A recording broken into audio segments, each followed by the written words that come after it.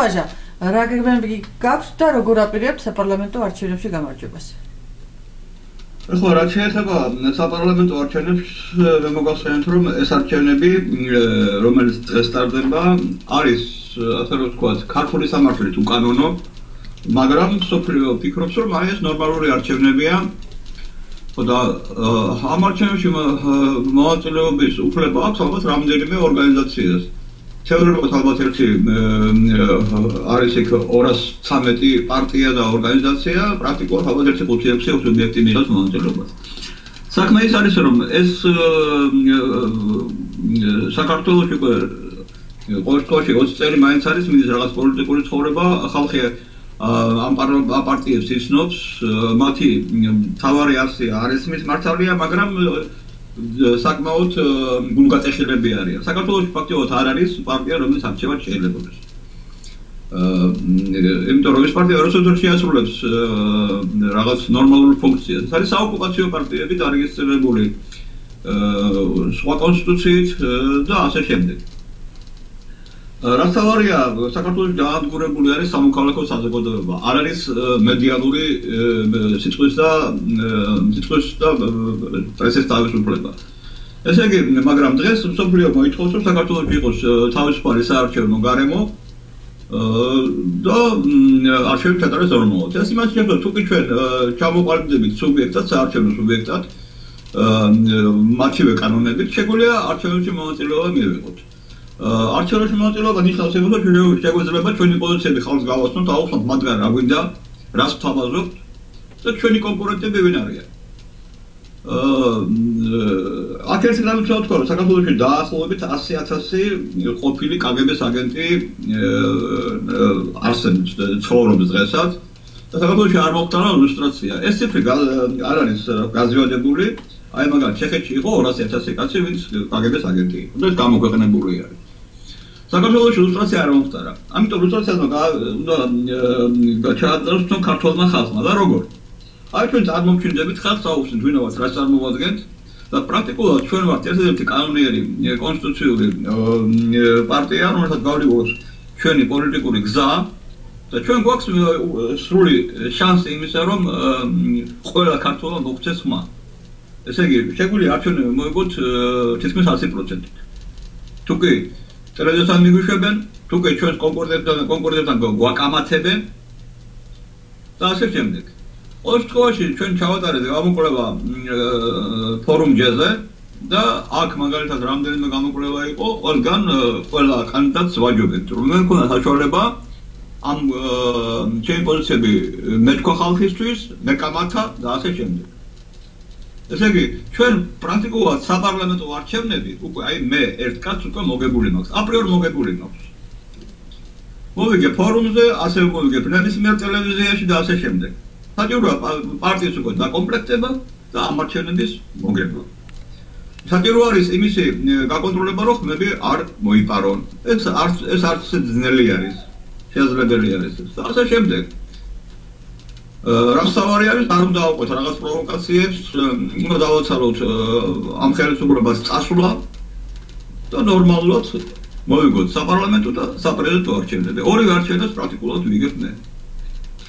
ახლა მე ვიგებ ლაპარაკი ერთ კაცზე, ჩემზე.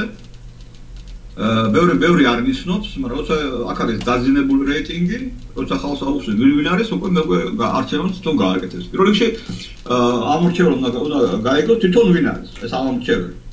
რომ მას აქვს ხელისუფლება არა მარტო არჩევნების შემდეგ, არამედ შემდეგაც, როცა უკვე პარლამენტი ამოქმედება.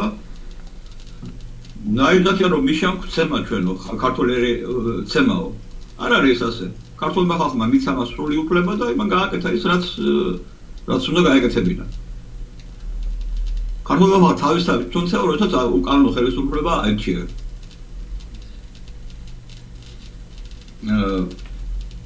და ამიტომ ერთი რამ უნდა გავიაზროთ, რომ საქართველოში ყველანი პრინციპში ერთ ლაფში არის ამოსული ერთ სუმპეში, რომ ქართულმა ხალხმა არის ის თავის კანონები, არის თავის უფლებები და ვერ არჩევს ლიდერებს, იმიტომ რომ წერი ყოველთვის კტენის ვიღაცას, ვინც არ არის სიმბოლოში ლიდერი. ბატონო ვაჟა, ამასთან დაკავშირებით ერთი კითხვა მაქვს. იმიტომ რომ ამდენი წლებია ჩვენ არჩევნებში მონაწილეობთ და ძალიან კარგად ხედავთ წინასწარ გაყალბებულ არჩევნებს. ანუ იხურება საარჩევნო უბნები და ხელისუფლება ზეიმობს უკვე გამარჯვებას.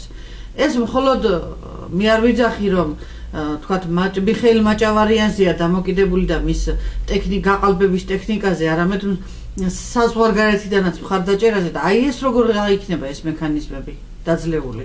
ეხლა საკითხი მანდ უბედურება ის არის რომ როგორც გითხარით საქართველოს რუსული ოკუპაცია რუსეთს აპატიეს. აპატიეს იმით რომ ჯერ კომუნისტები აირჩიეს, მერე გამსახურდია აირჩიეს, მერე შევარდნაძე აირჩიეს, მერე სააკაშვილი აირჩიეს და ამ კაცს ხმა არ მოუღია, მაგრამ საქართველოს მართლა ოკუპირებული და რუსეთს პასუხი არ მოუთხოვი. ასევე ხალხს დაუმალეს კონსტიტუცია. აი წარმოვიდგინოთ დღეს რომ საქართველოში იყოს კანონიერი ხელისუფლება. თალკე რაც იზამდა ეს ხელისუფლება. ის ხალხი ჯერეთი ყველა საელჩოს რომელიც წარმოდგენილია თბილისში მოთხოვდა თქვენ ვინახართ ამერიკის ელჩი ხართ როგორ ჩამოხვედით ქვეყანაში როცა თქვენ ამ ქვეყნის კონსტიტუცია არ იცით ესე იგი ჯერეთი ყველა ქვეყანას უნდა აუხსნათ რომ საქართველოში ცოტა სხვა სიტუაცია სახელად თქვი ასე საქართველოს და ვარს ისევ ჯერჯერობით რუსეთის მიერ ოკუპირებული ქვეყანა გარდა ამისა რა რას ნიშნავს რომ აგება ვიღაცამ აირჩია მაგალითად კომუნისტები აირჩია მაგალითად ბრგვალი მაგი და აირჩია მაგალითად მოკკავშირი და ასე შემდეგ ესე იგი ამ ხალხმა ვინც არჩევნებში მონაწილეობა მოიღო ვინც მოაწყვეს მათ საქართველოს კონსტიტუცია დაარღვიეს ისინი აღარ არიან საქართველოს მოქალაქეები კანონით ქართული კანონით ეს ხალხი უნდა იყოს დეპორტირებული საქართველოსზე უნდა გაასახლოს რა თქვენ არ ხართ საქართველოს მოქალაქე ანდა ამ კაცმა უნდა აიღოს თავის კონსტიტუცია მიიღოს რეალური მოქალაქეობა და მოექცეს როგორც საქართველოს მოქალაქეს. ეს ნიშნავს რომ არ უნდა ექციოს უკანონო ხელისუფლება. აი ეს მექანიზმები უნდა გატარდეს. ანუ ესე იგი თქვენი ორგანიზაცია უფლებამოსილებას იღებს მთლიანად არჩევნებამდე შეხვდეს ყველა ქვეყნის წარმომადგენელ საელჩოებს, ელჩებს და გააცნოს ეს რეალური სიტუაცია. ესე იგი ეს ამას რა თქმა უნდა გავაკეთეთ, მაგრამ ჯერ თავარი არის რომ ეს არჩევნები თავარი არის რომ ქართულმა ხალხმა თავისი ხმა გადაწყვეტს, ესე იგი როცა მოვა ჩვენ და დაგვიწყებს კამათ კონკურენტი პარტია, ჩვენ ვიდეობთ რა ქვია ვალდებულებას რომ ამ პარტიას დავამარცხებთ. ვეთქვით რომ ჩვენ არ ახარ მართალი, ჩვენ არ ახარ საქართველოს კანონიერი წარმომადგენელი პარტია, ჩვენ არ გინდა საქართველოს სახელმწიფოებრიობა, ჩვენ ახარ მოტყუებული. ხალხმა უნდა აგვირჩიოს ჩვენ. ჩვენ გვაქვს 100%-იანი სიმართლე და ქართველი ხალხს ყველას ბოლარ და უკარგია. ჯერჯერობით გონება ჩერჩენილია. ამიტომ აგვირჩიოს. და ამის შემდეგ იმიტომ თქვი მე ზუსტად ეს სამი წარმომადგენლობა, ანუ მხოლოდ ხალხი არა. ანუ ხელისუფლების მხრიდან წინასწარი გაყალბების მექანიზმი და მსოფლიოს მხრიდან ხელისუფლებისადმი მხარდაჭერა. ხო? სახელისუფლებო პარტიისადმი მხარდაჭერა. აი ეს ორი მექანიზმი როგორ გადავამარცხოთ ბატონო ვაჟა? ძალიან მარტივად. ეხლა ბევრი ისეთ რაღაცა საქართველოში ბევრი აბსურდები არის, იმიტომ რომ მედია ატყუებს ხალხს, მოტყუებული კაცი კიდე ძალიან სუსტი არის. აქ არ არის ისე რომ მაგალითად მთელი მსოფლიო უჭერს მხარს, რომ საქართველოში იყოს რუსეთის აგენტურა იჯდეს. უბრალოდ იმ მსოფლიო მარიცის, იმიტომ რომ ის მსოფლიო ელაპარაკება პრეზიდენტს, პარლამენტს, ასე შემდეგ. აი ერთ-ერთი მხარე, ვისაც საქართველოში გაყალბება უნდა, ასე იგი, ეს არის რუსეთი. რუსეთი არის აშკარა მტერი. იმიტომ რომ კგბ ემორჩილება რუსეთს და კგბ-ს ასე რომ ვთქვათ, აგენტურა ჯერისებს საქართველოში მოქმედებს ესე ერთ-ერთი ჩვენ დავუპირისპირდეთ ამ შემთხვევაში რუსეთის აგენტურას. და სოფლიოს უნდა გავაკეთოთ, რა თქმა უნდა, რომ ჯერჯერობით ახლა ამ არჩევნებში მონაწილეობას ვებულობთ და ერთ-ერთ სუბიექტად ვცნობთ ჩვენ, როგორც სხვები. და უნდა გქონდეს ჩვენ ამ არჩევნებში თავისუფალი მონაწილეობის უფლება. და არჩევნი თავისთავად მოგვარდება.